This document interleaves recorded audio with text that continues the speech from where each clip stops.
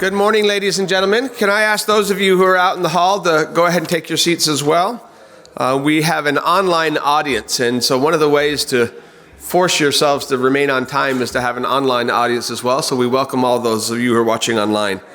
My name is Gordon Flake. I'm the CEO of the Perth USAsia Centre. It's my great honor to welcome you here this morning. Let me begin by acknowledging that the traditional custodians of the land on which we meet, the Whadjuk people of the Noongar Nation, we pay our respects to their elders past, present, and emerging. As we meet here on the banks of the Derbil Yurgan, the beautiful Swan River, our hearts do turn to the tremendous blessings we have here at the University of Western Australia to be on this land. It is a great honor for us today to present both this public lecture and online lecture as well, and then a panel discussion focused on a country that has not gotten nearly enough attention in Western Australia, and that is the country of Bangladesh. We have a newfound champion in our Vice Chancellor. I think you all know the Vice Chancellor of the university is originally from Bangladesh, from the hill tribes of Bangladesh, and he has aided our assistant. But more importantly, there has been a broad geopolitical shift in the last 20 years that sometimes we're a little bit slow to recognize.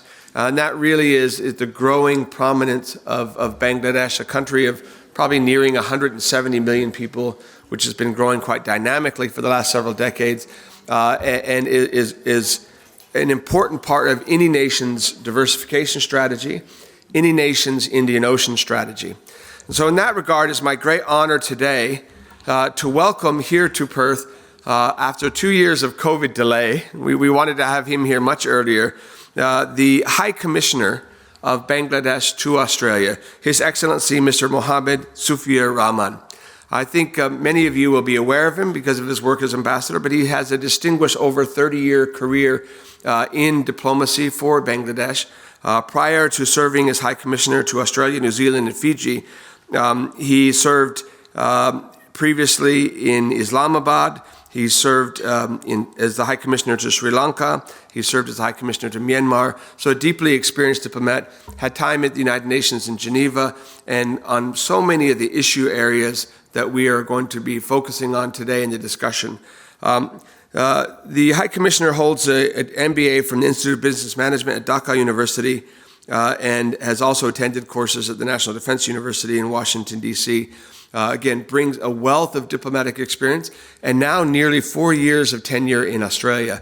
So for those of us who have been cut off from Canberra for 2 years, we're going to also count on the High Commissioner to tell us a little bit about our own country in that regard too. But we're greatly honored, and I'd ask you to please join me in welcoming to the stage today the High Commissioner, His Excellency Mr. Mohammad Sufiur Rahman. High Commissioner.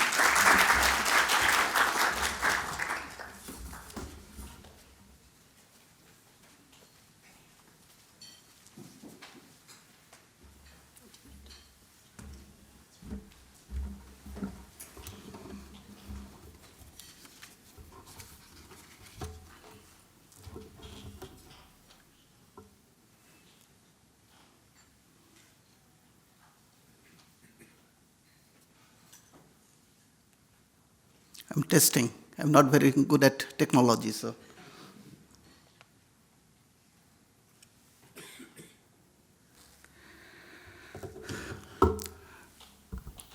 Good morning, ladies and gentlemen. Let me begin by acknowledging the custodians of the land on which we are meeting this morning and pay my respect to their elders, past, present, and emerging. Let me particularly thank Professor Gordon Flake for inviting me for this program and creating an opportunity to share with you the perspectives of an emerging Bangladesh.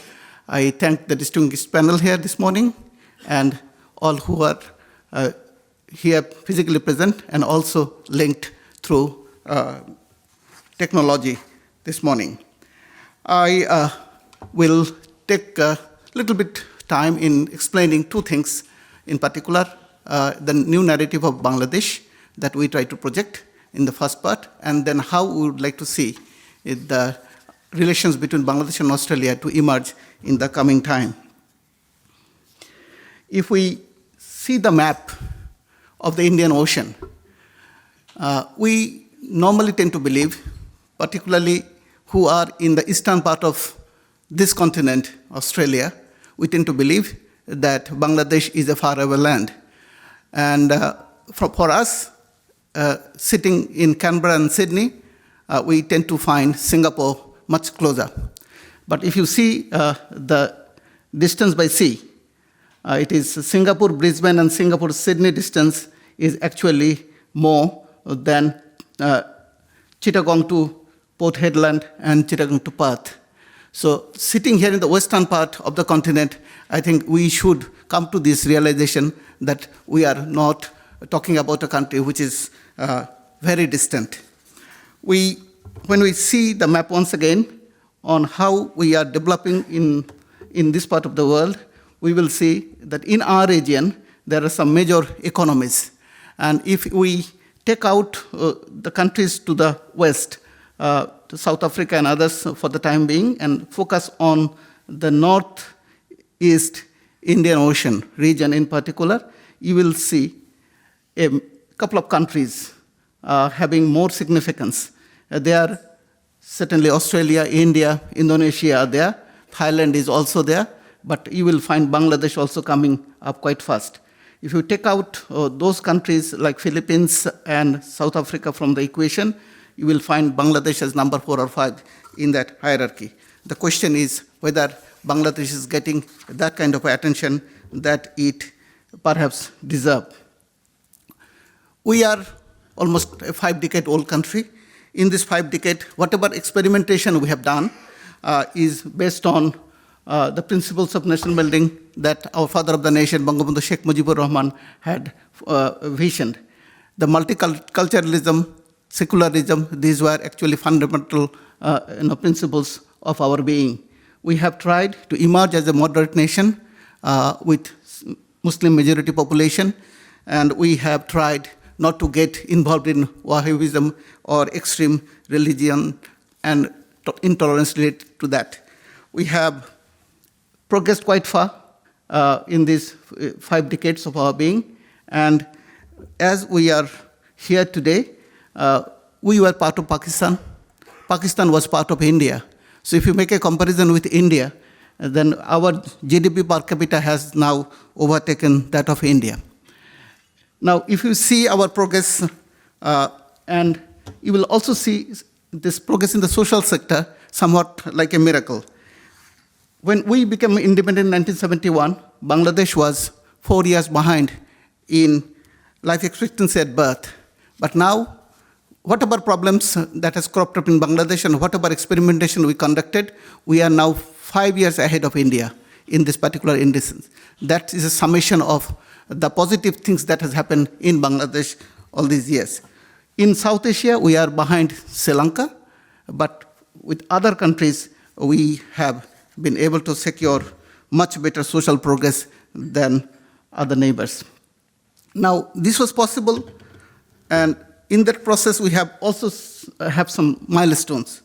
We are third largest producer of vegetables after China and India. We do not know normally that Bangladesh is a huge producer of rice, but we are fourth in rice production in the world, although we consume almost everything of it. That's why we do not get noticed by the world community that we are really a big producer of rice. Same is the case with fisheries and RMG that I think we all know, Bangladesh's strength. But in that process, what we have done, that we have now much higher and better quality intake for our people. Milk, meat, egg, and etc. All these items which were dearer before are now affordable for our people, and that is one of the reasons that has contributed to a higher longevity of life. And this also says that Bangladesh has attained some degree of autarky in essentials, and that has also helped Bangladesh to overcome the multiple crises of 2008 to 2010, and also the problem that we are now experiencing during COVID and thereafter. So we have not been impacted by all these negative forces because of the autarky that we have created in ourselves, and agriculture and rural economy played the most important role in that. Now, our advancement is not only limited to agriculture and rural economy, it is also happening in other areas. Now, we are now having access to electricity for almost everything, every family in Bangladesh. Internet access has increased significantly. We have now 80% of our population here, they have internet access. So that is a positive thing. We are trying to take this positive experience of Bangladesh into other areas, and for which we were lucky that we have been able to maintain very strong fundamentals in our economy. And if you see here, in particular, the contribution of foreign aid in Bangladesh's economy is less than 2%, which is in comparison to many other South Asian and Southeast Asian countries, it is the least. And debt to GDP ratio is also very healthy, in the realm of 30 to 35%. So we are not that exposed. Today, these days, we are listening a lot about the vulnerabilities that Sri Lanka and other countries are experiencing. So from that point of view, Bangladesh is much more stable, and we hope that that will continue for future. We have also, we are a late starter in attracting FDI, but in the recent period, if you see here in 2013 to 2018, in 4 years, it is increases about 2.5 times, which is not that bad, but we have to do much better than what we are doing right at the moment. Because of these, we have, in the last 4 decades plus, we have not defaulted once on our debt servicing. So that has created an additional credibility for Bangladesh as an economy and also as a destination of investment. Bangladesh's own investment scenario is changing, and for that, Bangladesh authorities have tried to come up with 100 economic zones. And it's all over the country, from northern part to the south, it is happening. And interestingly, interested countries like Japan, China, and India, they have secured country-specific economic zones to do things on their own. So it will be a small an island of China in Bangladesh, one small island of Japan in Bangladesh, and things will be such that they will be able to do things in their own way, but sitting in Bangladesh itself. So that creates more comfort for those investors from those countries. So that is the effort here. I hope someday Australia will try to take one of the pie here. Now, if we see here one particular export processing zone here, Bangabandhu Sheikh Mujib special zone, north of Chittagong, itself will be a huge one, and the target is to have 15 billion export by 2035. It is already attracting huge amount of investment. You can see here 2 billion, like here 1 billion plus. It's already in $4 or $5 billion already in the last 3 years. So it is moving in the right direction. Now, in the investment, sometimes we are overtaken by the challenges that a country like Bangladesh faces. The cost of doing business and all those indices that comes with the World Bank and IMF report. But there are other part of it. So if you see the JETRO study of Japan, and in the last, say, 4 years, you will see in 4 times more Japanese firms in Bangladesh now than 10 years before.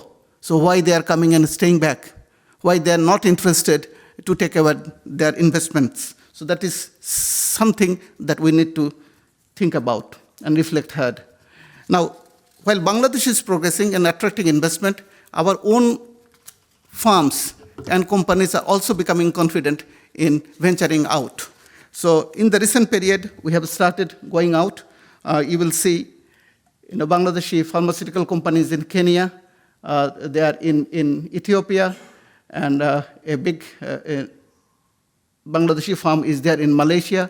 So they have taken over an entity that produces MDF board, floor tiles, wood items, and etc. So that talks about a new kind of a confidence in Bangladeshi entrepreneurs and business people. Now that takes us to a little bit more into faraway land in Europe. This is a company in Bangladesh, Walton, that produces and exports TV, fridge, and all these items. They have now taken over a big Italian brand, Italia One by ACC. And through that, it will have business in 57 countries with the name of Walton. So this is a new thing, and we haven't tried this before. So that again talks about a newer kind of a confidence that Bangladeshi businesses are having now. This is the first one they are creating a foothold in European market.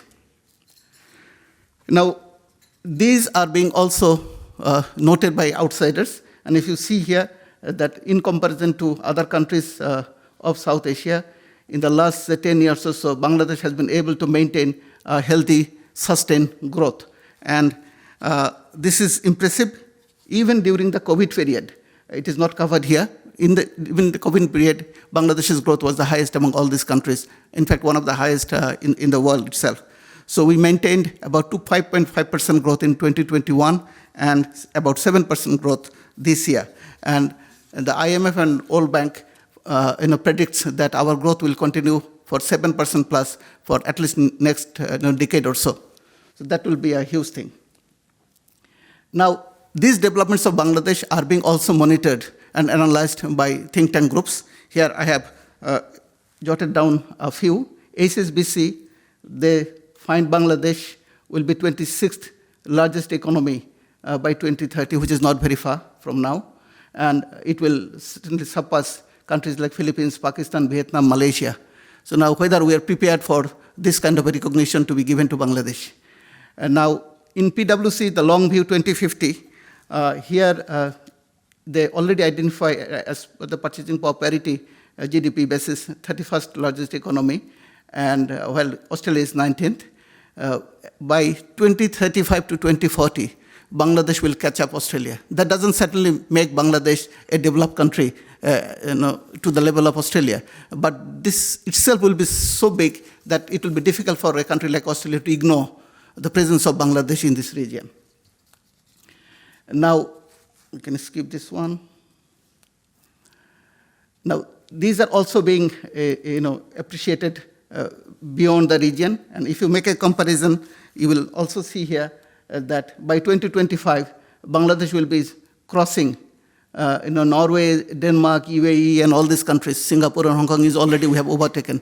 So these are small numbers, but it takes long to come to this stage, and it also indicative of the capacity and the resilience of the economy we are talking about. Now, in this Bangladesh narrative, one thing we often do not see getting analyzed and prioritized is the growth of a middle class. Bangladesh has 165 million people.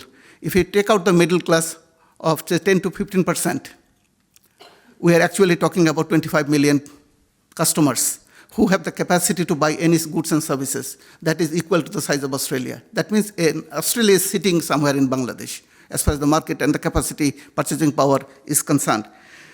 If we analyze our civil aviation data, internal travel in the last, say, 5 years has increased by 1.65 times by year. That is indicative of the growth of the middle class, which is very significant, and that is what should attract Australia and other partners into the Bangladesh market. It's not the total population, it's the middle income and above who would be able to buy any goods and services. Now, while Bangladesh is making this progress, like many countries, we haven't abandoned our responsibility to climate change. We have tried all these years to maintain a low carbon development path. And if you make an analysis of these next 11 countries identified by Goldman Sachs about 15 years back, after the BRICS countries. So if you make their development from 2005 up till 2021, in these last 16 years, if you see, these are GDP growth in times.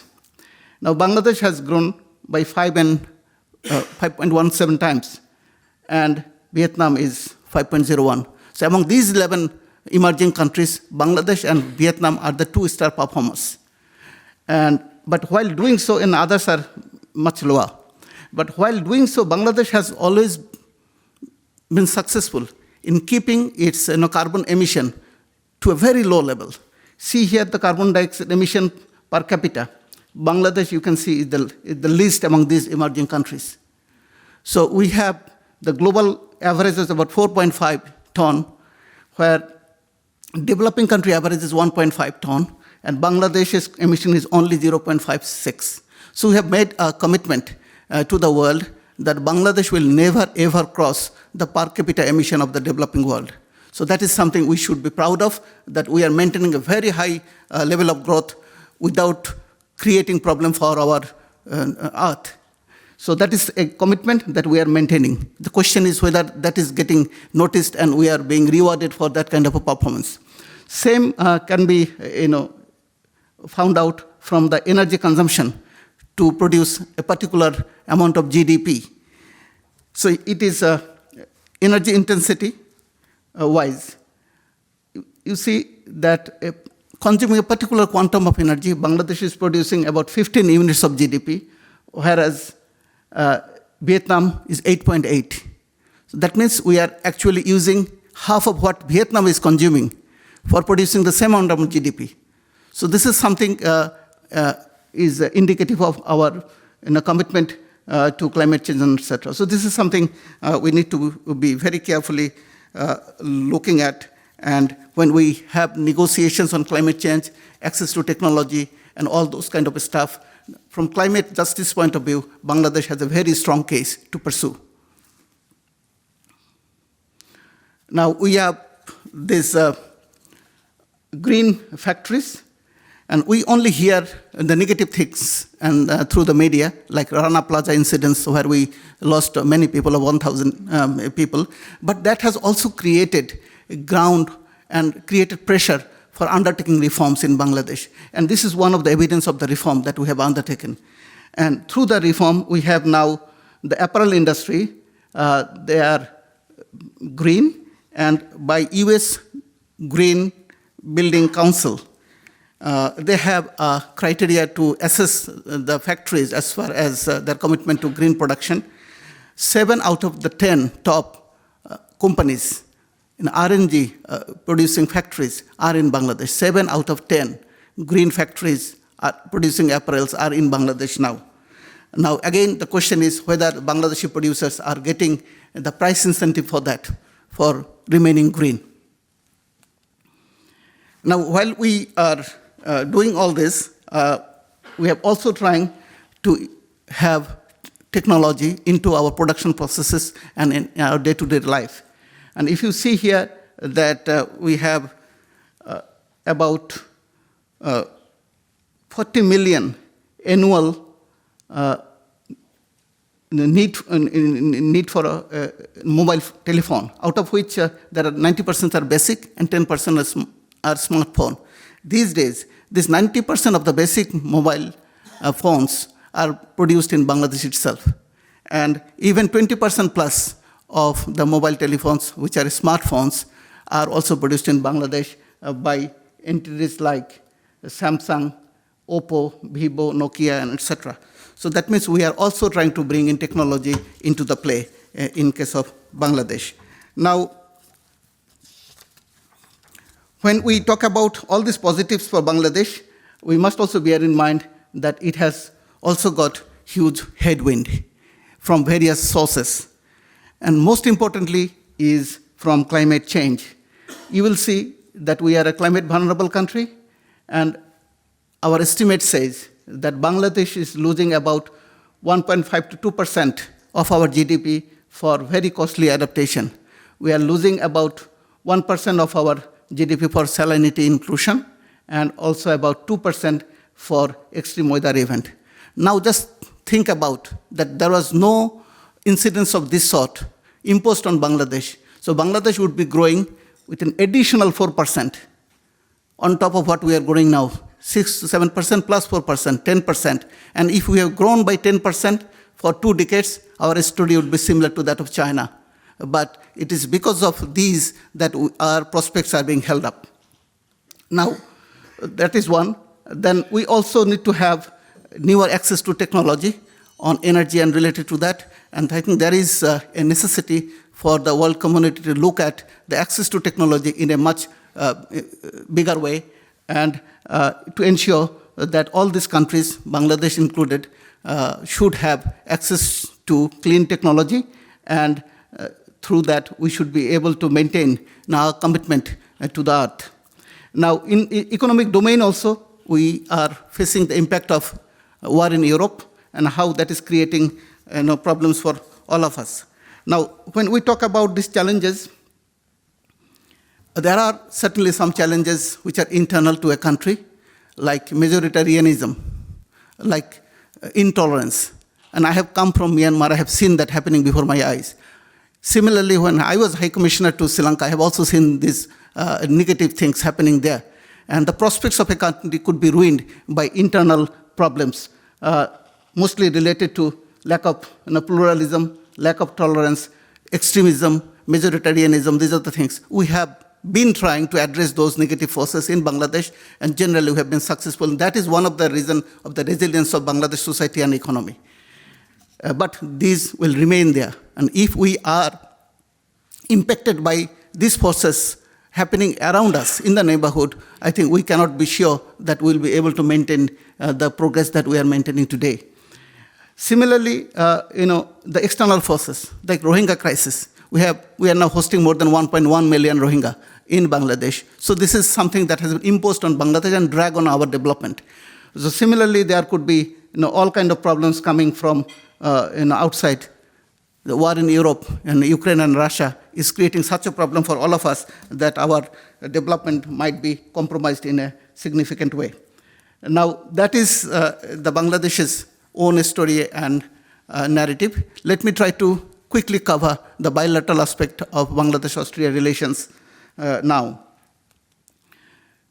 We have Australia, a very friendly country towards Bangladesh, one of the first that recognized Bangladesh, and that creates a huge advantage for Australia in Bangladesh. And in the last, say, 10 years or so, our trade and economic interaction has actually started blossoming. This blooming kind of interaction is getting reflected in our two-way trade that has increased 6 times in the last 1 decade. This is the highest among all countries that Australia trades with. And today we have about $2.6 billion, and that makes Bangladesh the 32nd largest trade partner of Australia.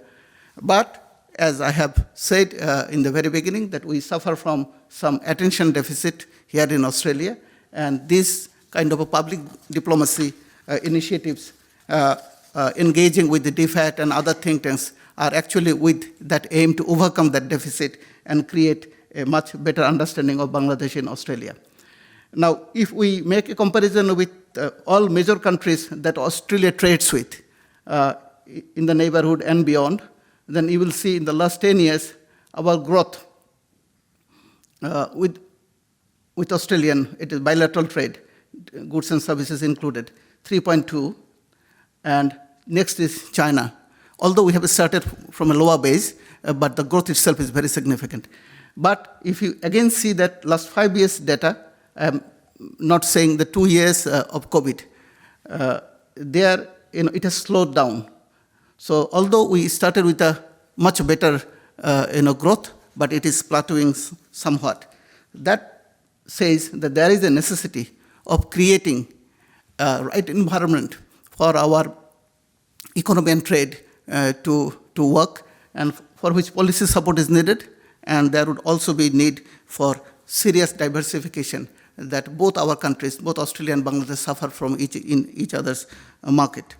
Now, in order to address that, last year we signed a small trade agreement called TIFA, and we have the first joint working meeting on 22nd February that tried to address the problems of lack of diversification, concentration in a few items, and then other challenges that are holding up realization of this prospect.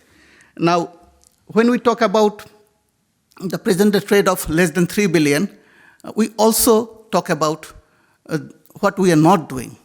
If Bangladesh and Australia can bring in newer items in the trade basket, particularly those ones related to energy and minerals and metals, the equation can change significantly. So our trade can become 10 billion in 5 years if we start importing a couple of things from Australia. Natural gas, LNG is one, then coal is another one, and minerals and metals. Just think about coal, the thermal coal. By 2030, Bangladesh will have at least 8 to 10,000 megawatt from coal. Now, if that happens, there will be need of 50 to 6 million tons of coal annually. Now, that we'll have to source from somewhere. Now, we have not been importing coal in a big quantum in the recent past, but once we have gone into operation of these coal plants, coal-fired power plants, we have to have this 50 to 6 million tons of importation. Now, that will have to be sourced from somewhere, and Australia is an important place. Same goes with coking coal needed for our steel manufacturing. We have about 10 million tons of steel production a year, and if we have that, we can have maybe 4 to 5 million tons of coking coal imported from Australia and other sources. Same goes with LNG. We foresee a deficit of about 4,000 mmCFD of gas in Bangladesh, for which we'll have to import about 40 million tons of LNG in the next 5 years.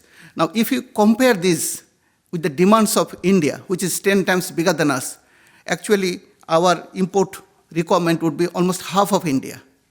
So we tend to believe that India is 10 times, but as far as these items are concerned, I think it will be almost half of what you'll be able to export to India, you'll be exporting to Bangladesh. So it is not that the general size of the economy, it is the particular aspect of it where we'll have to focus and find out the value of our focus. Another area of focus that we are now having is human capacity enhancement. Bangladesh will certainly not be able to maintain this development trajectory with the present level of skill that its population has. It has to have newer capacities built into that. And that has to happen both at the higher education level and also at the technological technician level. So what we are trying to do with the support of Department of Education, Skills and Employment, we are trying to review the country education profile that will allow Bangladeshi graduates to come and pursue their higher studies in educational institutions in Australia.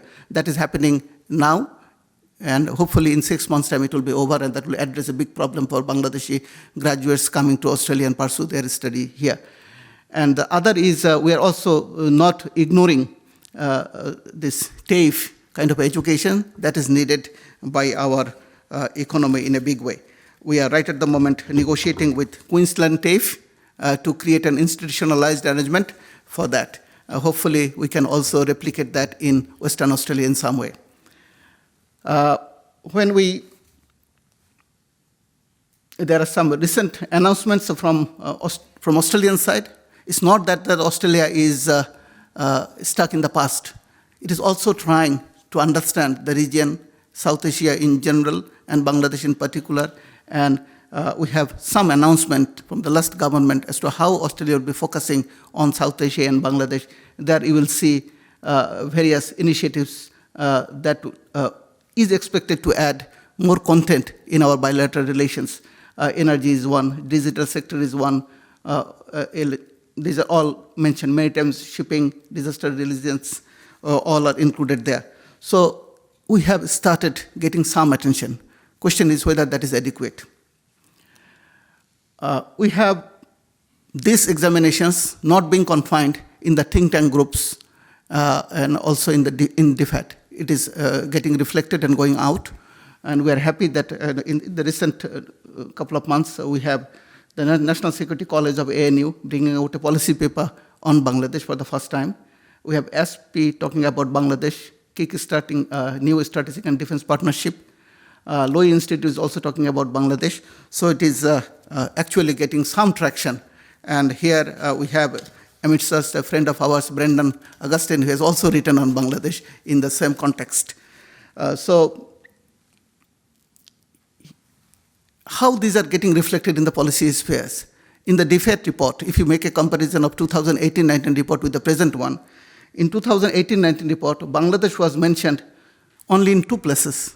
In both the cases, it was in relation to the humanitarian assistance that we provide to Rohingya. So on its own merit, it was not mentioned.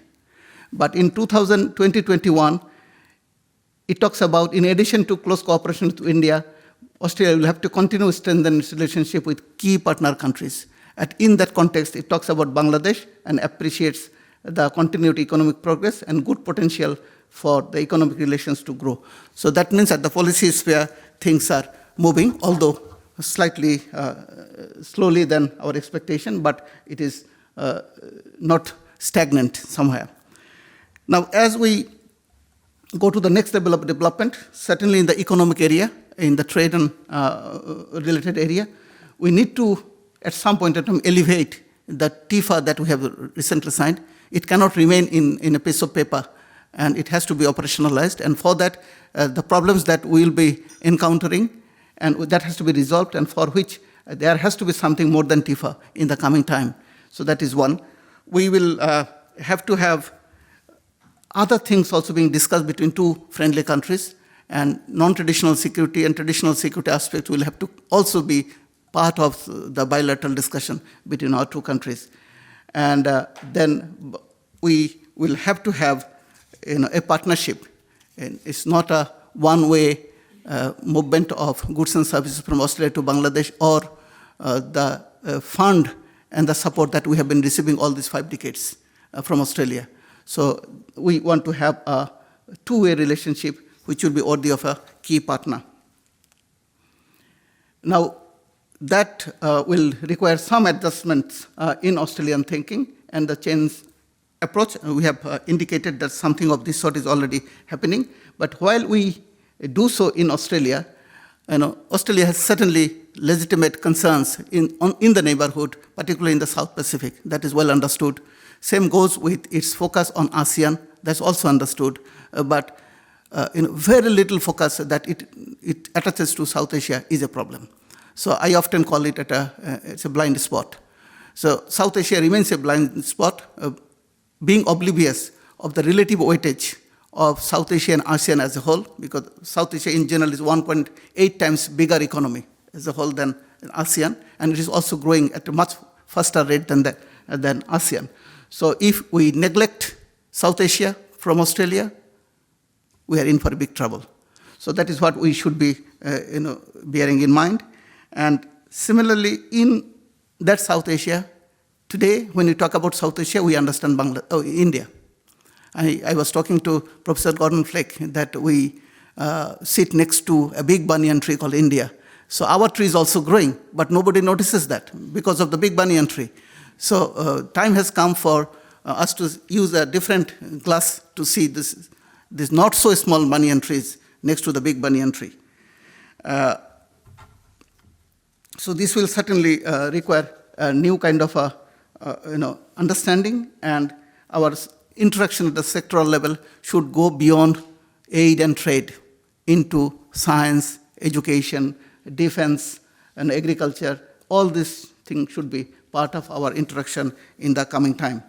Now, with that kind of a prospect and the challenges that Bangladesh has, I would certainly like to invite the think tank entities in Australia, as well as the academic institutions like University of Western Australia, to try to give a little bit more attention to a country like Bangladesh, which have shown its resilience and has full of potentials.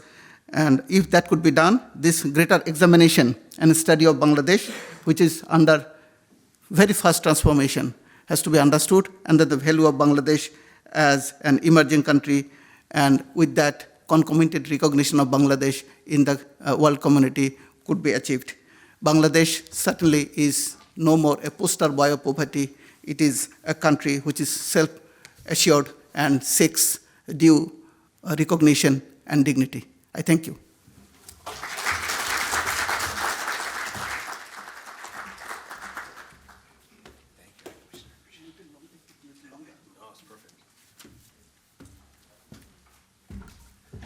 Those of you here in a university setting will be familiar with lectures. This is one lecture where we don't have an exam afterwards, but I think one would be warranted.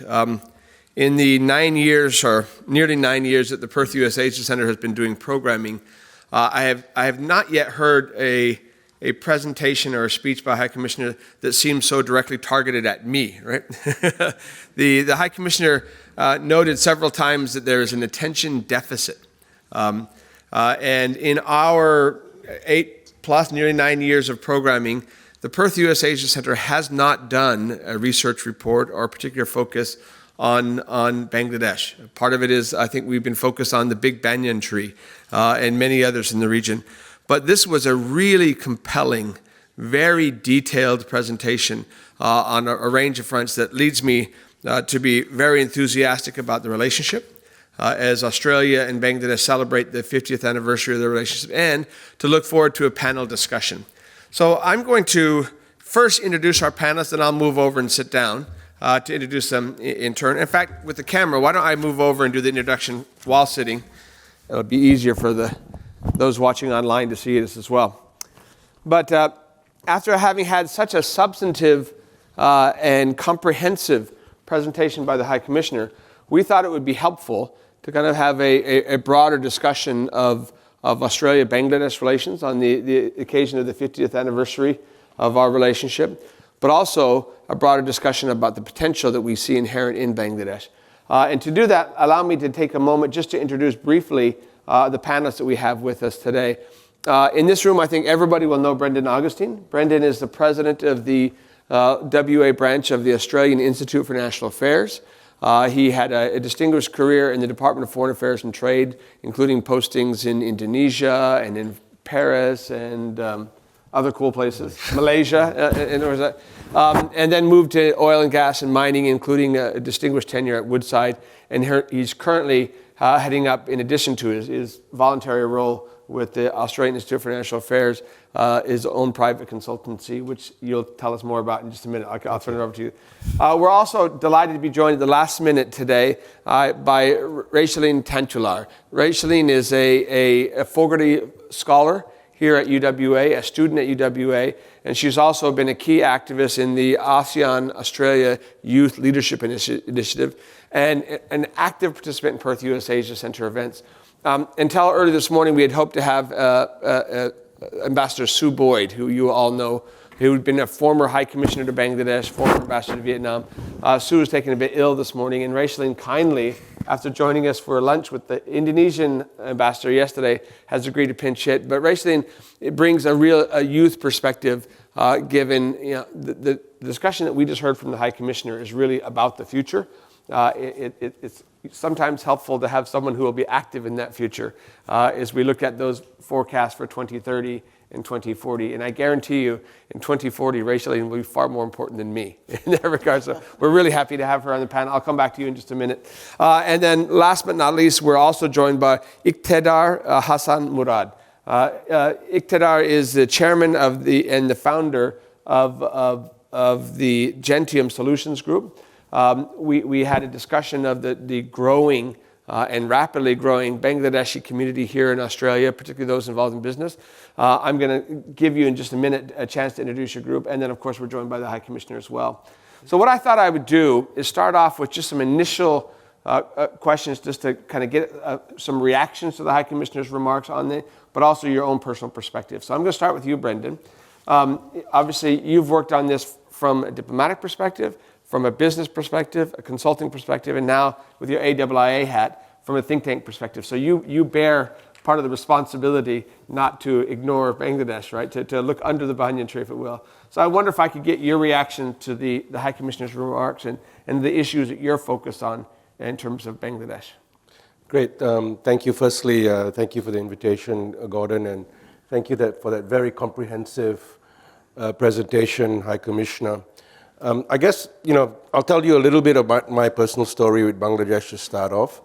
My diplomatic career never intersected with Bangladesh, but in 2016, when I was working at Woodside, I was head of government relations and international relations. Our team from marketing came and asked me, do you know anything about Bangladesh? We've just read this announcement that Bangladesh is about to put in place their first LNG importing terminal. Now, a lot of countries talk about importing LNG as they talk about lots of plans, but when a country starts signing agreements to build LNG importing facilities, that's when it gets serious. And so we immediately put in place a plan to visit the country and to explore that opportunity. And indeed, when we first visited in 2016, we were very pleasantly surprised on a few different counts, and both in terms of this unknown story of growth, and then particularly in the gas sector, how buoyant the gas market was in Bangladesh. I mean, it has some structural issues around pricing, but through the lens of the gas demand, we started to learn about the story of economic growth consistently. And in my mind, having worked in Southeast Asia a lot, I started to make some comparisons. And I'll just leave you with this thought, taking off where the High Commissioner talked. In Australia, we get a lot of press about Southeast Asia. We get a lot of press about Vietnam. And you can almost chart Vietnam and Bangladesh together in terms of the size of the economy. And like Bangladesh, Vietnam has had a similar consistent growth rate over the last 25 years. But to see the difference that Vietnam gets in terms of the press, and deservedly so, but then to contrast that with the lack of attention that Bangladesh gets, and partly it's the type of trade we do with Vietnam, but I think the High Commissioner has encapsulated it very well. It's not where we are up to now, but if we look at the trajectory of where Bangladesh is going in terms of energy needs now, I can talk a little bit more about the LNG sector and some of the issues we've had trying to export, and we've had long conversations with the High Commissioner on that. But I think those will break open, and I think I was going to make the point about potential coal imports. The numbers do the talking, and then one of the understated opportunities is the steel sector in Bangladesh, and obviously I liked the diagram that the High Commissioner put with Port Hedland to Chittagong. Bangladesh up to now has depended a lot on scrap steel and electric arc furnaces to make steel. As it goes forward and the steel intensity of the economy is going to grow, and I think that's a great potential, again, from a diversification perspective. Australia's iron ore in Bangladesh.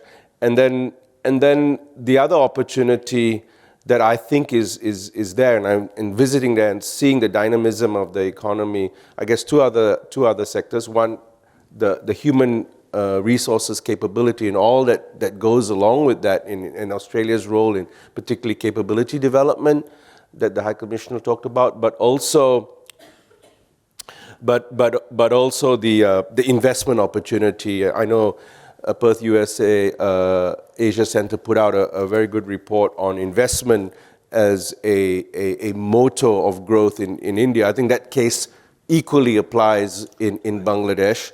And Sonia did that great report. I think Australia as a source of capital, whether it's in infrastructure or other sectors, is also a very good opportunity and to tap into.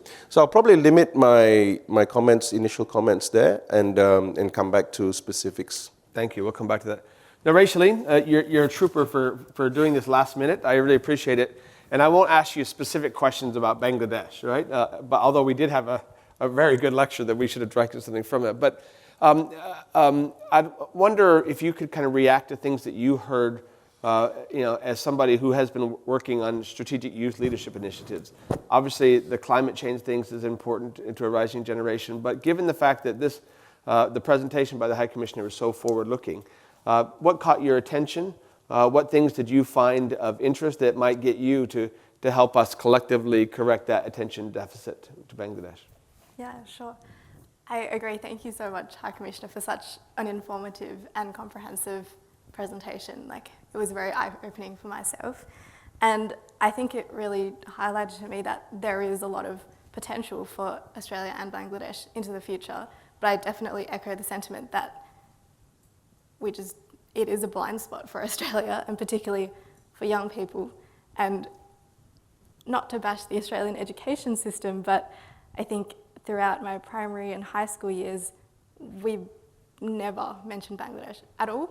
And obviously the Asian region more broadly, hopefully that is changing, but obviously that starts there and through university, through think tanks. But yeah, I think there is so much complementarities and similarities because we both have this common goal of a secure and prosperous Indo-Pacific region. Like we've mentioned, there are 50 years of diplomatic ties between our two countries, and we had this trade and investment framework that was signed last year.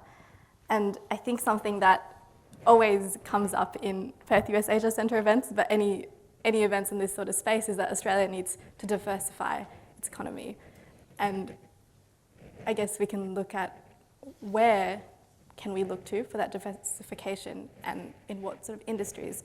And this is an excellent opportunity right here that is very much untapped. And of course, because I'm volunteering with the ASEAN Australia Strategic Youth Partnership, and geographically, ASEAN and Bangladesh are very near to each other, sharing a border across Myanmar, and of course hosting 1 million displaced peoples at the moment. But there are similar challenges and opportunities across the region. And for a young person, definitely climate change is at the top of our agenda, and we know that this region is going to be disproportionately affected in the coming years. And so I guess this is something that my organisation is looking to work together. So we've got a ASEAN Australia Young Leaders Forum coming up, where we bring together young leaders from around Australia and around Southeast Asia, and our key theme for this year is sustainability and climate change. But of course, in previous years, we've had other forums that looked at counter-terrorism, disaster resilience, digital economy, which I think are important for ASEAN, but also for Bangladesh, being the third largest Muslim majority country, and of course, Indonesia being the largest. There are challenges around religious intolerance and forms of extremism that are shared across these two countries. Well, thank you. I want to come back to the High Commissioner with this question. I'll give you some time to think about it. But we're now just less than a week into a new government in Australia, or just over a week rather. But there's already been this intense shift to a focus on climate change. And that was played out primarily in the South Pacific, because Pacific Islands obviously are uniquely vulnerable to climate change, many of them in particular. And so that's a priority. It seemed to me from your presentation that Bangladesh has some unique vulnerabilities to climate change, and thus it's a priority. So I wonder if you might kind of respond to changes in Australian politics and climate change. But I'm going to come back to you in just a minute. But first I want to go to Ikthedar, and I'm not sure I've got your name pronounced correctly. Is that correct? You can call me Murad.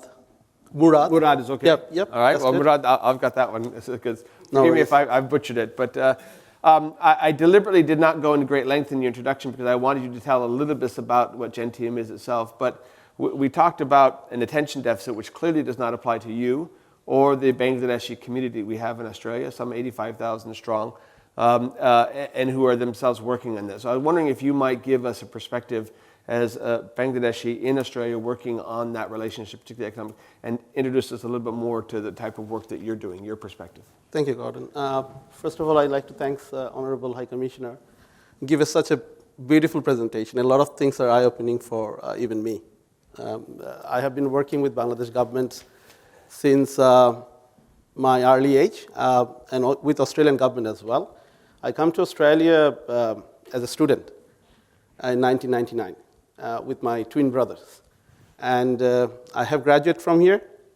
I have learned a lot of skills, and then go back to Bangladesh as a non-resident Bangladeshi to connect Australia and Bangladesh activities. And I have found both the countries have significant areas where they can work to improve each country's economic and bilateral relations. Then we formed this company, Gentium, which is an Australian entity. You can say a lot of my Australian partners are in here. But at the same time, that entity look at opportunities in public-private partnership projects. And what Honorable Ambassador have said, a lot of things he addressed are really happening.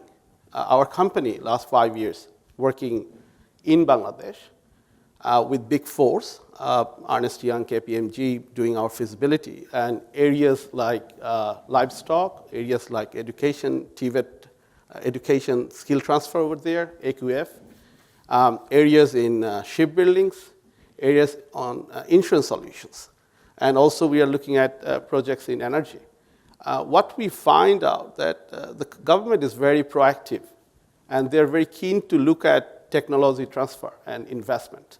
And Bangladesh is a growing country, but at the same time, there are lack of technology transfer happened in last few decades. So there are significant area where companies can work in a model which is called design, build, finance, own, operate technology transfer, which is a DB food model. And once we say design, build, it's an idea of the investors. So Bangladesh is open to take that sort of a design, build idea where the technology and investment transfer happen over there. So Gentium doing it in few industries. We are working with Ministry of Industry. We are working with Ministry of Expat, where Bangladeshi 10 million people working globally, where they need insurance solutions. So we work with companies in Australia, which is we call GTOP, Global Tier 1 Partners, to give that sort of solution, which Australia already have experience. There are areas like agriculture and livestock insurance. We don't have that in Bangladesh. It's very, very surprising, a country growing that fast, but not having insurance solutions, which is a risk, hedging tools. So these sort of tools we are introducing in the market, but at the same time, we're seeing there are opportunities, significant opportunities. Australian, GTOPs can go over there with their technology transfer, their knowledge, their, investment ideas. I'll take questions on many, of these areas, but at the same time, I would like to say, we are one of the company which deliver TVET qualifications in Bangladesh with 100% compliance.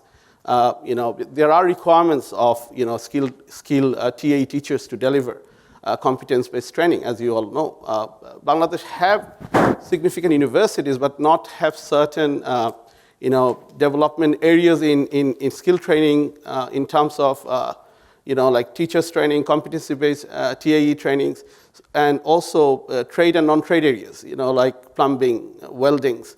So we have been working on that, and there are certain, RTO, Registered Training Organization, working with us, also certain university. And there are significant, opportunity, what we're seeing, that Australian universities and Australian education providers can enjoy. And it's multi-billion. I'm not just saying about that opportunities is just an idea. It's about commercial possible. And we have been enjoying that, and it can expand significantly. Bangladesh have a demographic youth benefit. I think, as Honorable Ambassador said, we have 165 or 70 million people, but 2/3 of that, 110 million, is our youth, which is below 30 years of age. And that youth is significantly required for global growth and also for, countries like Australia where the skill need is there. So a lot of AQF trained staff can work in the economic zone and help the global economy by, contributing. But at the same time, they can come here and also help areas like agriculture, aged care, nursing, and other shortfalls area where Australia needs skilled workers. So these are the areas we should look at.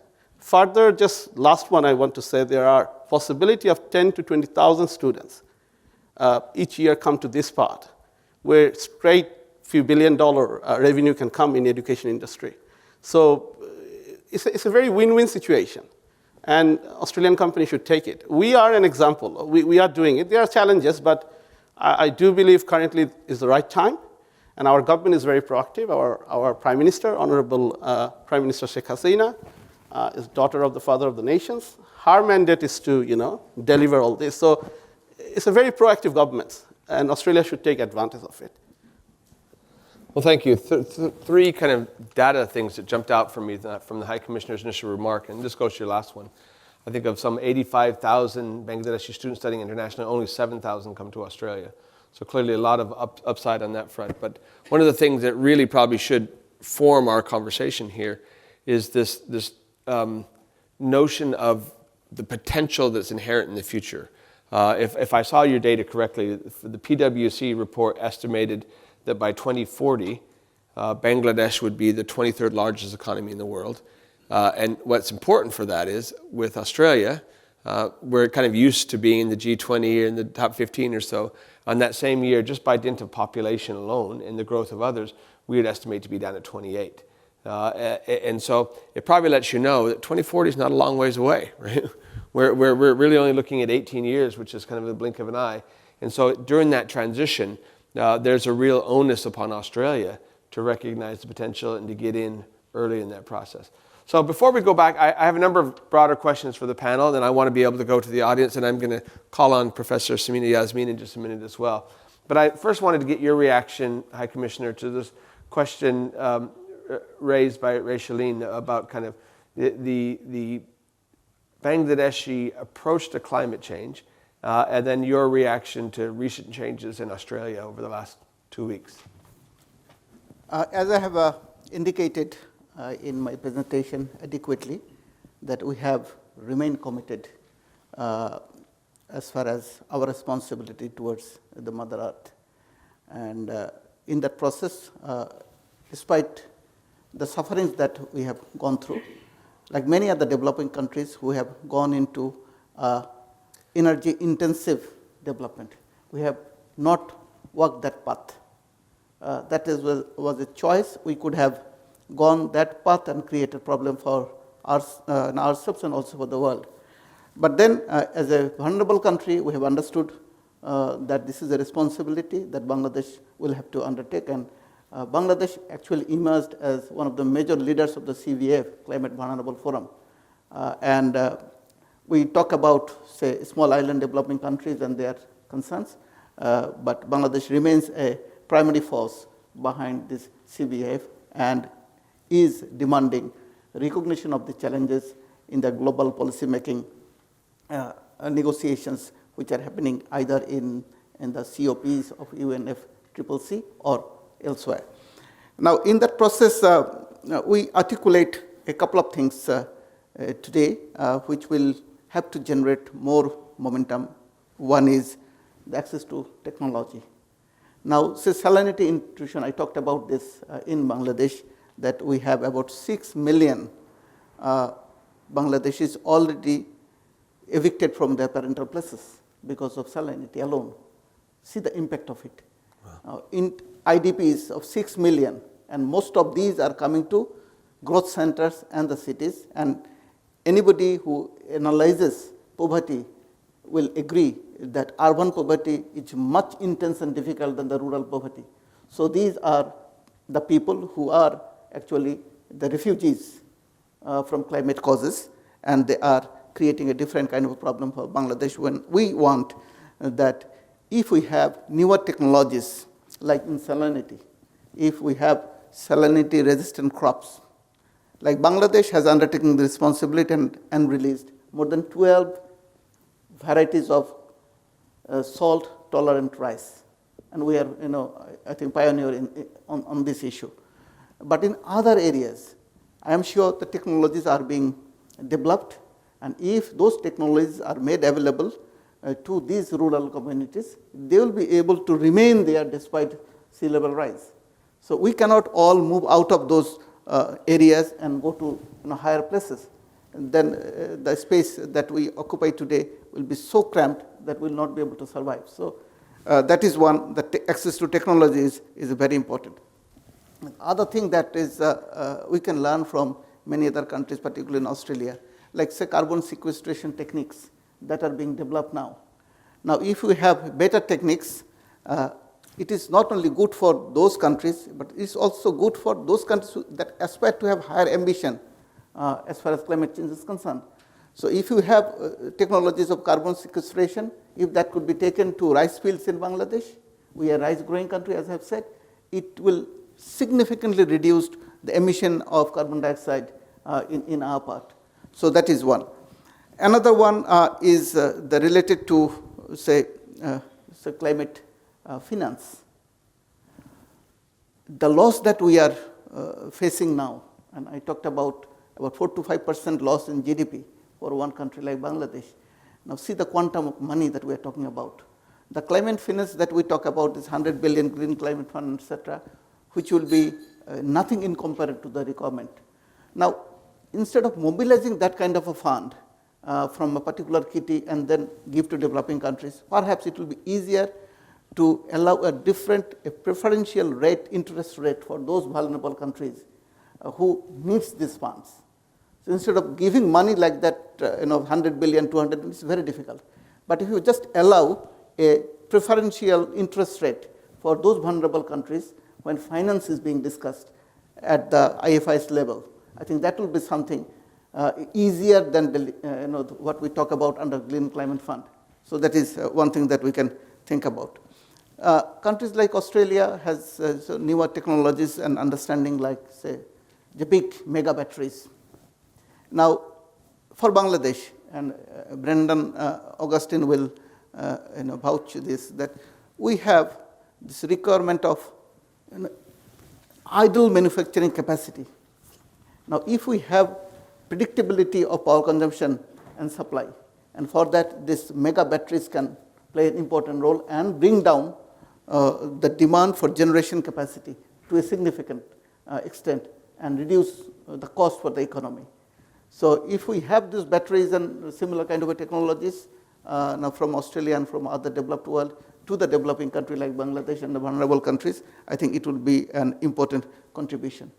I get inspired last week when I heard Pfizer making an announcement that it will be offering its pharmaceuticals to 45 countries, the poorer countries, at no profit basis. So if this is a lead that can be taken by other big pharmaceutical companies and by extension other energy and other technology producing companies, I think this can change the game significantly.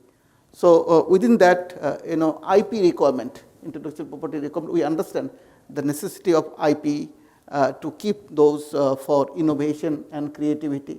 That's understood. But then there is other side of it.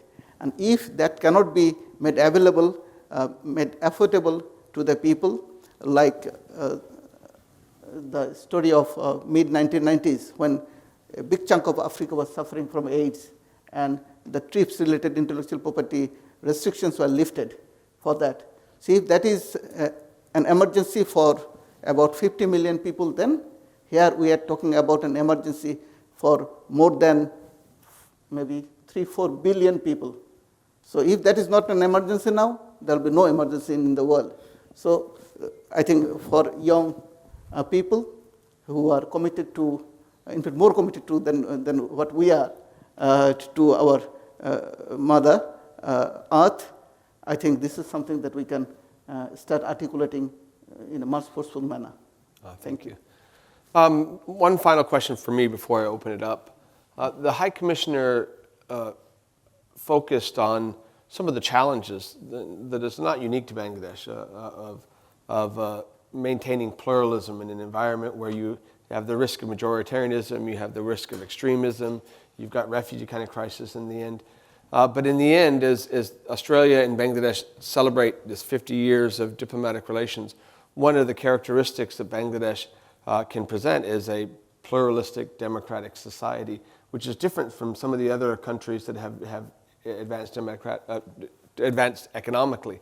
So the question I have really is, does it matter? Does the nature and the type of the government in Bangladesh matter, particularly looking at it from an Australian perspective? So I'm going to start with you on this one, Brendan, because you've got both the diplomatic and the think tank and then the business. Does the nature of the Bangladeshi government make a difference in terms of how Australia engages with it going forward? I think the simple answer is yes, and the High Commissioner referred to an article I wrote in September last year on the signing of the TIFA, and through that exercise, what came clear is, in terms of a commitment to economic development and sound, rational, good, not perfect, economic policy settings, I think it's shared across the various governments that have been in power in Bangladesh. Otherwise, you would not have got this consistent economic development results. Now,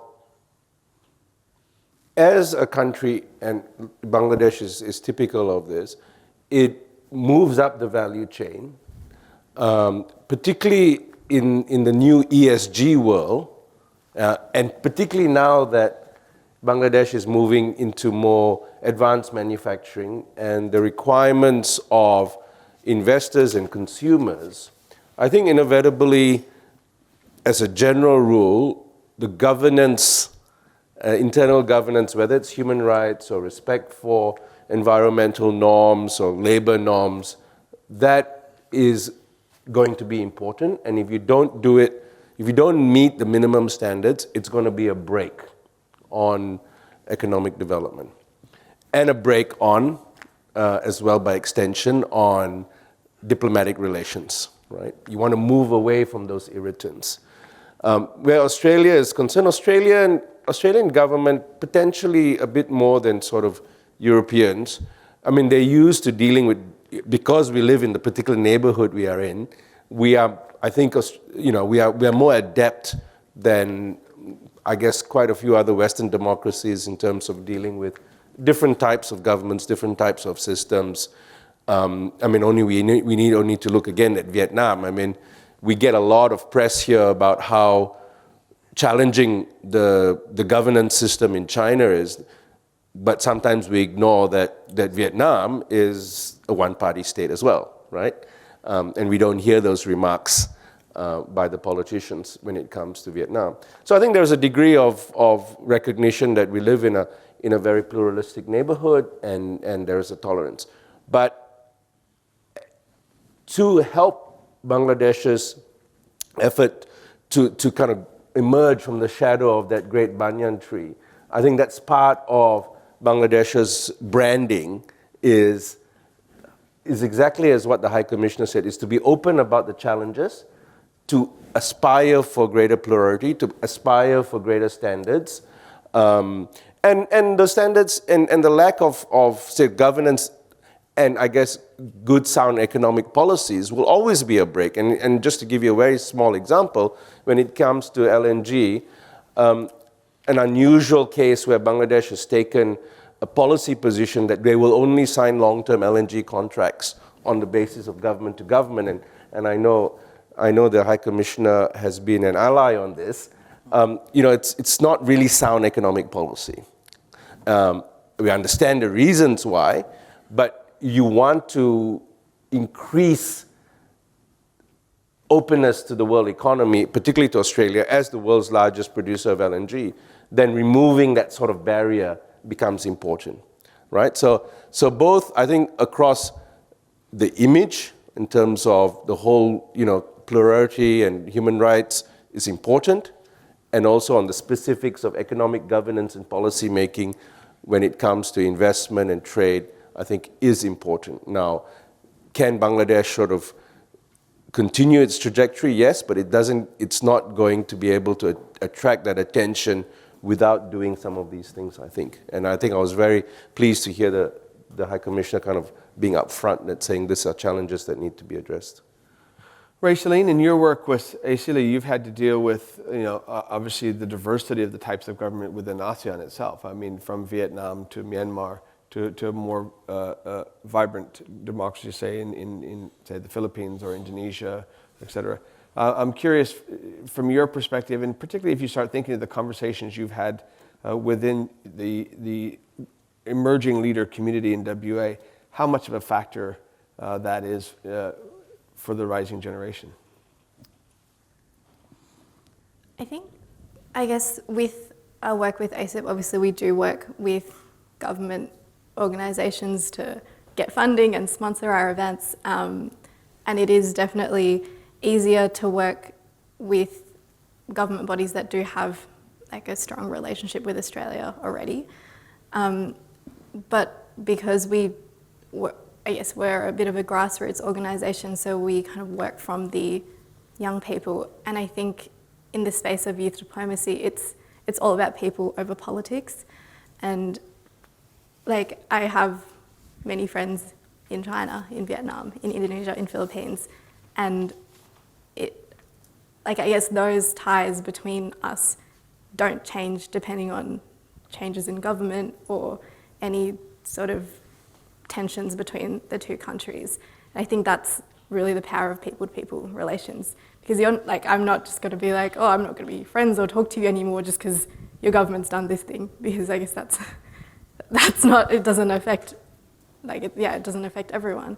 But I think for the Australian government, in this sort of discussion that we've had, our government has had or needs to have 3 wake-up calls. And I think the first one we've seen in the most recent election, I think the rise in kind of youth voices and understanding about the system, because I think in the past you just have this 18-year-old voter who just votes for whoever their parents vote for. But now there is so much more information out there. There are lots of youth political information, like social media campaigns, different organisations in that space, and people who are working to increase young people's knowledge of the different parties, the different policies. And so I feel like young people are taking a more active role in deciding the future of our country. The second one, very much in line with what we've been talking about today, is that, by 2040, Australia is going to be the 28th largest economy. And I think we need to realise that we need to improve our relationships with Bangladesh and also our other neighbours in our region, so that we don't get left behind and become irrelevant by that point. And then finally, I guess, with climate change, I feel like Australia often has been hasn't firsthand seen or witnessed the impacts it will have on our people. But we've seen with the bushfires over east, we've seen climate refugees in our own country to a much more alarming degree in recent years. And with Bangladesh, with this commitment to low carbon and also green factories, that's something that Australia can learn from as well. And yes, we've got all these projects and new technologies, but I think it's important for bilateral and multilateral engagement in this space. Murad, I had thought that Gentium was a rare earth or some kind of element, but I understand it's a Greek word in terms of the process. But in a business sense, can you kind of address the relationship, kind of working together with the government in Bangladesh, and how that impacts your ability to kind of secure Australian interest and support? See, there were a lot of law and regulation have been changed by this government, and this government's almost a decade running. That's stable governments, and those law and regulation have been advised by global players like World Bank, IMF, to meet the OECD requirements, meet the transparency requirements and all those. So currently the regulations are very open and is equivalent to international level. So you need to dig down. So somebody goes 5 years ago may say, no, it is not. But if you go today, it is really changed. So that is one area. And then government is very open, asking you to come and present yourself with your idea, your knowledge, and take advantage of the economic growth, the benefit of commercial benefit out of it. So it's actually, I feel there's less bureaucracy now. It's more proactive. And one good example is High Commissioner himself come here representing Bangladesh. It's rarely happened in Perth. And thank you. But this sort of actions, I think, is required. We have challenges. Definitely, cross-border challenges are everywhere. Definitely, tax treaty is one issue. Need to be done after TIFA agreement. So, but again, most of these projects we're doing feasibility via a global tier, Big Four, Ernst & Young or Deloitte or KPMG. So, you can rely on their data and their, IRR return in the project. Once they, give a return, looks like IRR 15 to 20%, 5 to 7 years break even in $1 billion projects. It's not us, not government. It's a third party saying it. It makes sense. And then you must understand Bangladesh government have significant TRIP, we call tax revenue incentive benefit. Bangladesh give FDI 10 years tax holiday. 10 years is significant. And then you go to economic zone or public-private partnership, there are other TRIP benefits. Bangladesh enjoy trade, tariff benefits with many European countries, Australia, even Asian many countries, China, India also allowing Bangladesh product to go zero tariff entry on those countries. Bangladesh human resources are significantly, I think, the lowest wages on that. Vietnam, we all talk about Vietnam. Vietnam is definitely getting expensive. So on that all regards, and then recently Quad, as you know, that formed, and Australia looking at India, and definitely Bangladesh is a neighbor country. So those sort of opportunities are there, but it needs to be, dig down by the individual companies as well. A government can play a role of policy level, but bringing the business is the entities' own responsibilities as well. So I do believe, significant opportunities are there. It's just you need to connect. And Bangladesh is not a country which, global players don't know. A lot of global players are playing there, maybe not Australians, but significant number of agencies like JICA, ADB, Dutch Investment Bank, a lot of them are there. Even UK, a lot of investors. So Australia will not feel alien if they go there. And a lot of Bangladeshi, like us, who done higher education, are available in this part of the world. And 85,000, close to 100,000 Bangladeshi working here, doctors, engineers, and also graduate MBA, all are very high professionals. They are contributing significantly to this economy. And there are possibility to connect them also, because cross-cultural management is an issue, cross-border understanding is an issue. So those are very practical issues you need to face. Simple one example, Bangladesh recently asking to have all the documents in Bangla, in our language. I think many countries want that. And there is, if you need English translation, a lot of translation are not actually saying what is the reality of that letter means from the governments. So you need Bangladeshi, non-residents Bangladeshi, those are here to connect them to achieve those gains. Not only just sending someone and just to try to impose your ideas, what you have experienced in other countries. Every country is unique. So these sort of things, if you are open-minded, if you are willing to take some sort of cross-border challenges, I think it's one of the best countries to go in right now. Thank you. I'm so fascinated with the conversation. I've not been watching time as close as I should. We've got a microphone in the back. I want to go first to Professor Samina Yasmin. I think you all know Samina in this room here. She's the director of the Center for Muslim States and Society here at UWA. And Samina, if I might get your kind of quick reaction to the panel thus far, and any quick questions you might have. Thank you very much. Wonderful presentation and really good discussion. I was just thinking probably we need to think about how Australia and Bangladesh can collaborate in meeting one of the challenges that you talked about, extremism, because Bangladesh has done enough in countering radical extremism, whereas in case of Australia, the Muslim population has still sort of coming to grips with that. And it's not that all the Muslims are militant, but I think the government has to deal with that. So I was just thinking it might be another area where Bangladesh government can engage with the Australian government in terms of learning our lessons, sharing it with them, but also the other way around. And the second bit that I do want to point out is about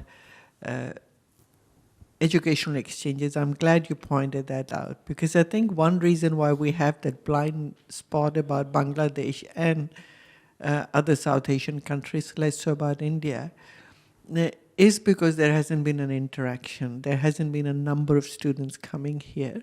And I just remember the time when my husband wanted some students from Pakistan to come in, and somebody in this university said, can they speak English? So there's this sense of not knowing. So I think it's important that we build that capacity, and that's where the interaction would be stronger. And finally, the comment that I want to make is, if we look at how Australia-India relationship has improved, say from the 1990s until now, it hasn't just been the economic relationship. It's taken place against a growing knowledge of the culture and the society. So in the 1990s, there were lots of events that were held by the Australian government and by the Indian government. that showcase the culture. I think with Bangladesh, with such a rich cultural history, it's probably a space that can further build a relationship. So it's not so much economics, but the context in which economic relations can improve, be sustained, and then build. Thank you so much, Shimei. I appreciate it. I'm going to ask for any one final question, then I'm going to come back to the panel to kind of wrap it up. Anybody have something we haven't covered yet? Yes, in the back room over here. This lady there, please. Oh, hi, I'm Tanya Urmi, from Associate Professor in Engineering and Energy from Murad University. Thank you, His Excellency, for your beautiful presentation. I have two questions. One is to you, our High Commissioner, and the other one is for Brendan. You acknowledged about the issues for the climate change and on also the energy, and Bangladesh is one of the NDC first country that say that we will reduce our emission by 5%, where our emission from energy sector is 55% in 2012. Now, you mentioned about the importing coal and other things. So how that will then impact it in Bangladesh? Is there any policy? Because in Australia, we are forcing us to go for low emission technologies like hydrogen and other things. So Brendan, here we are talking about a lot about the hydrogen export, and you mentioned about the LNG, which will be the similar way that if we can export. What do you think the prospect of exporting those technology and the expertise that what we have here in Australia to Bangladesh? Thank you. Thank you so much. Brendan, we'll go to you. Kind of reaction to that? Yeah, I mean, this is a question I've looked at quite a lot in terms of Bangladesh's energy needs. I'll comment on the coal. I mean, coal is obviously, has a big image problem. It has a big impact on when it comes to carbon intensity. But there is also the equity argument around, at the moment, Bangladesh is very energy, the energy needs are so profound, and it's the use of coal is still quite minimal. So I guess you got a philosophical question now: Can Bangladesh afford not to go through a coal period, whereas everyone around that has had a similar growth trajectory to Bangladesh has had to go through a coal period. Now, if we can't, if the world says Bangladesh, you can't go through a coal period, what's the answer for Bangladesh, right? As a former LNG marketer, I can't take to my shareholders to say, look, you got to give a Bangladesh discount to sell LNG, which is a lower emitting energy source, right? Because or the Qataris won't even do that, right? So what are the solutions now? I think the High Commissioner referred to, what mix of renewables and battery storage and hydrogen is there? I think, yes, the world and Bangladesh thinkers and engineers and policymakers need to think, okay, if we're not going to go through a coal phase, what are we going to come up with as a solution? Now, there's a lot of movement on renewables, and what is Bangladesh's capability in terms of renewable power, whether it be wind or solar or others. And I think that deserves a lot of attention, and I think they would be doing that. But I think this is where the world, and Australia included, can add ballast to that effort. What are some alternatives? What are some real alternatives? And the technology is moving very quickly. One of my clients in my now consulting world is hydrogen, and the hydrogen world is working very, very quickly, right? And I think what I've seen from Bangladesh, which is good, is that they've cut back on their coal expansion to give space for new technologies. I think Bangladesh also, one thing that it hasn't done probably as well is to open up its exploration for gas, which is a lower emitting fuel. and how do you make it more attractive for investors is a field that, again, I've talked to the High Commissioner about. So that it's, you need a toolkit to look at what are the other lower emitting solutions. And I think, absolutely, I agree that, Australia can play a role in terms of technology sharing, whether it becomes, to smart grids, transmissions. But, we're not the only source of expertise around that. I mean, around the world, but we definitely can play a role. Mr. High Commissioner, an hour and a half goes by very quickly. We're almost out of time, but there's been this last kind of questions that Samina raised about areas where Australia and Bangladesh should be working together, whether it's combating extremism or cooperation globally. And then this last kind of question about kind of the apparent contradiction between the low carbon approach, but the need to go through coal. And I think Brenda's kind of hit many of the points. Any final points that you want to add as we wrap up this panel this morning? So before we wrap up, should we then, I think I saw some hits from this side. If they have some burning questions, maybe in a couple of minutes would be given. Do we have some burning? I'm afraid we've got, because we're broadcasting online as well, I don't want to go too much longer, but is there a quick point? Was that you, Chris, that you wanted to make? Yes, I saw somebody. I did have a question. Yeah, please. Here you go. I'm from an aviation company called Airflight, and I note Murad's points regarding public-private partnerships.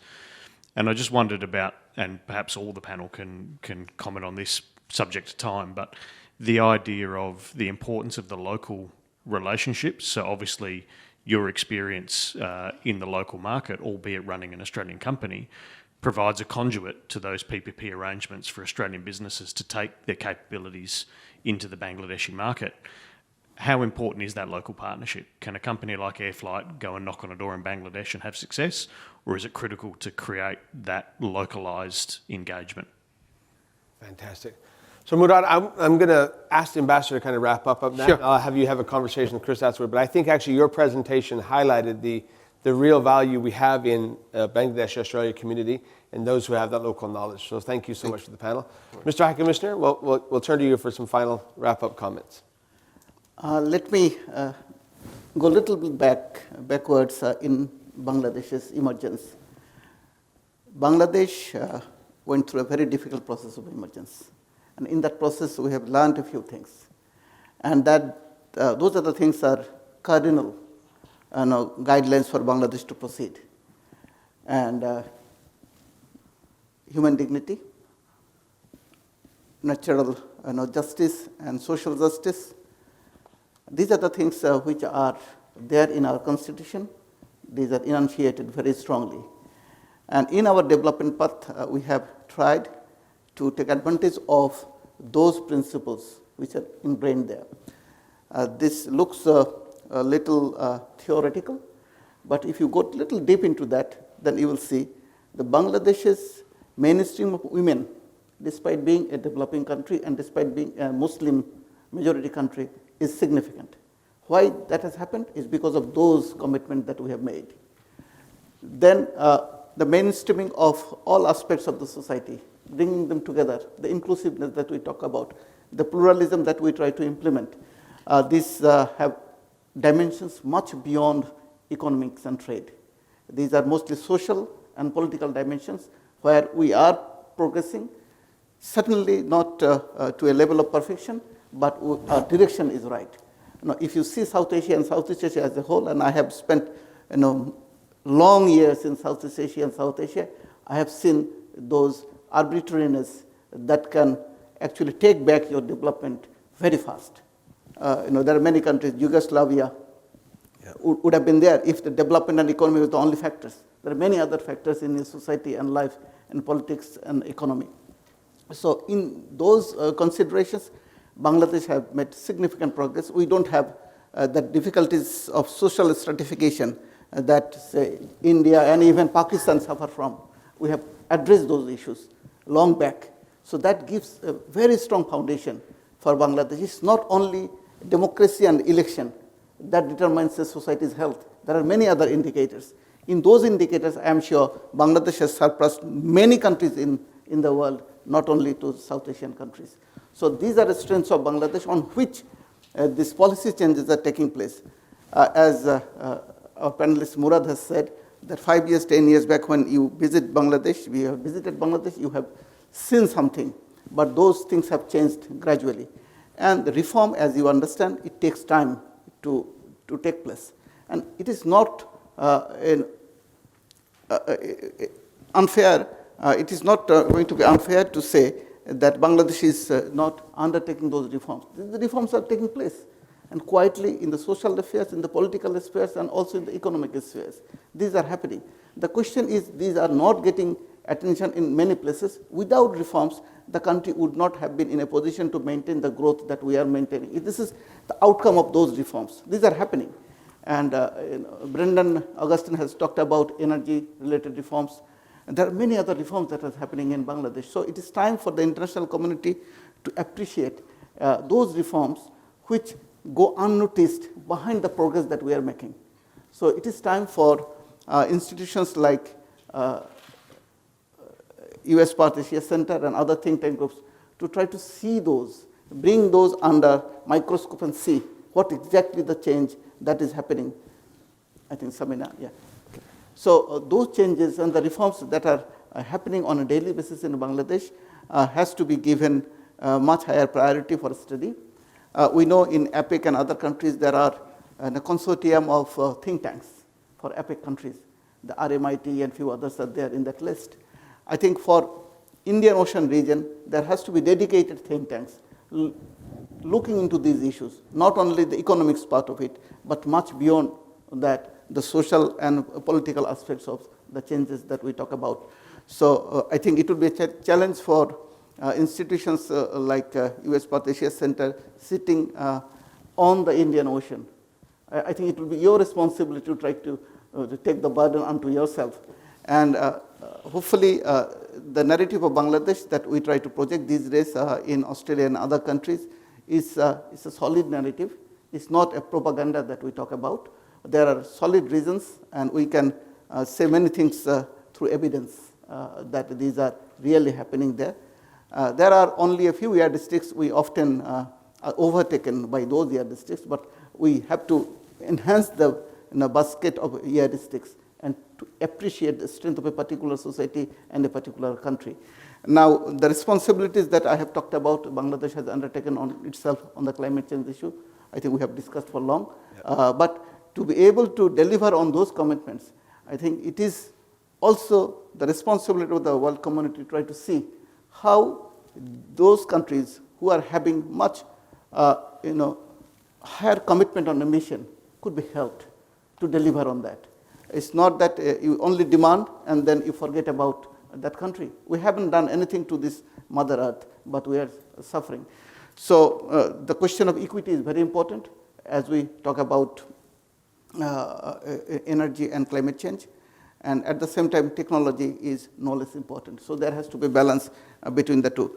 And as we discussed about Bangladesh with the so-called faraway land in Perth today, I would have been happier to see another 1/3 of the room filled. Perhaps the next interaction on Bangladesh, we'd expect to have a full room. So that is the challenge for this university, for US Perth USAsia Centre, and also for the Bangladesh High Commission.